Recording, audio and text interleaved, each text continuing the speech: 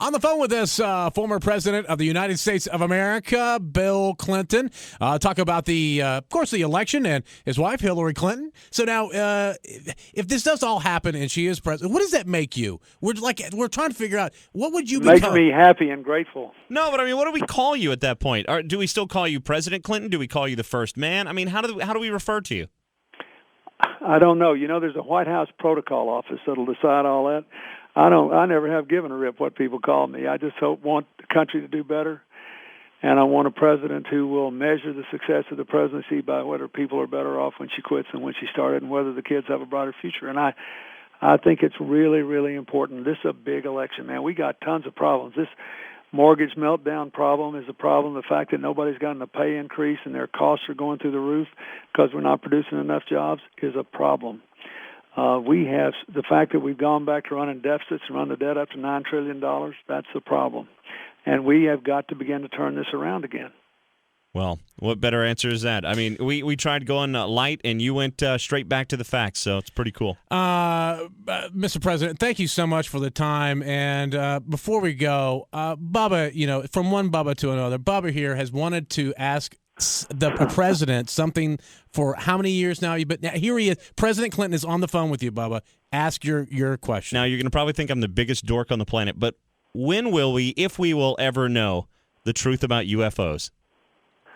Well, I tell you, it's interesting that you said that, because when we celebrated the anniversary of that event out in New Mexico, you remember that? Right, yeah. Yes. I actually got all the government documents and read them, and I'm convinced there wasn't a UFO there. On the other hand, you shouldn't give up hope, because just a couple months ago, our government astrophysicist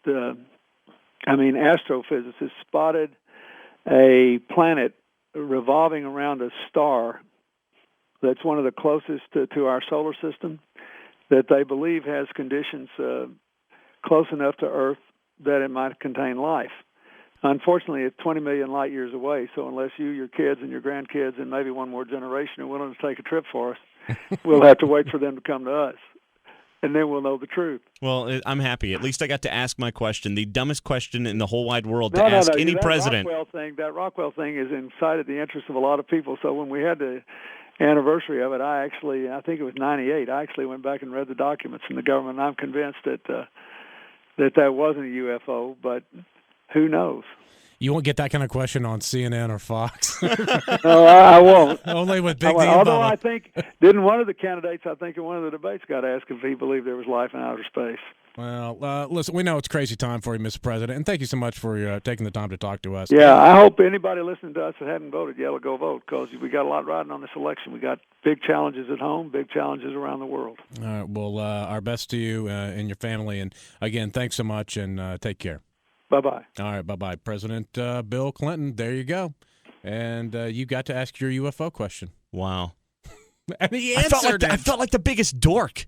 I mean, I'm like, how do you ask that after he's had this big, deep conversation? How do you go, okay, what about aliens? We'll never get another president on the radio again. But you know what? We asked the question everybody wanted to know. Yeah, I wanted to know more about UFOs more than I wanted to know about healthcare. It was just crazy, isn't it? I think it's cool. And again, thanks to Bill Clinton and the Clinton people for allowing him to give us a couple minutes on the show.